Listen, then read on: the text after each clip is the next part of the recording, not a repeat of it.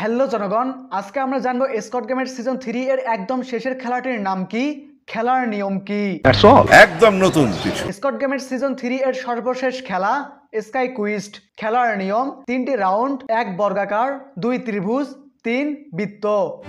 এখানে যে প্রথম রাউন্ড থেকে শেষের রাউন্ডে বেঁচে পৌঁছাতে পারবে সেই জয়ী। না, একদম ঠিক, সে জয়ী না। খেলার নিয়ম অনুসারে প্রথম রাউন্ড থেকে শুরু করে খেলার শেষ রাউন্ড পর্যন্ত প্রতিটি রাউন্ডে সর্বনিম্ন একজন করে প্লেয়ার এলিমেন্ট হতে হবে। ধরেন প্লেয়ারদের মধ্যে প্রথম রাউন্ডে একজন প্লেয়ার এলিমেন্ট হলেই তবেই অন্য সব প্লেয়ার দ্বিতীয় রাউন্ডে যাইতে পারবে। আর যদি খেলার নির্দিষ্ট সময়ের ভিতর কোনো প্লেয়ারে এলিমেন্ট না হয় তাহলে সব প্লেয়ারকে এলিমেন্ট হিসেবে গণ্য হবে।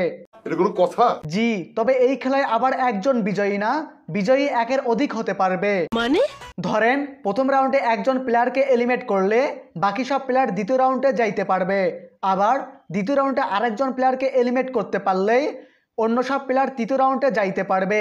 এরকম করে তৃতীয় রাউন্ডে আরেকজন প্লেয়ারকে এলিমিনেট করতে পারলেই বিজয়ী হবে বেঁচে থাকা বাকি সব প্লেয়ারগণ। সো ডিয়ার অডিয়েন্স, আশা করা যায় এবার আপনি নিশ্চিত স্কট গেমের সিজন 3 এর স্কাই কোয়েস্ট গেমটির নিয়ম বুঝতে পেরেছেন। কি খুশি? সো আজকের ভিডিও এই পর্যন্তই। ভিডিও ভালো লাগলে ভিডিওতে একটি লাইক এবং চ্যানেলটি সাবস্ক্রাইব করুন।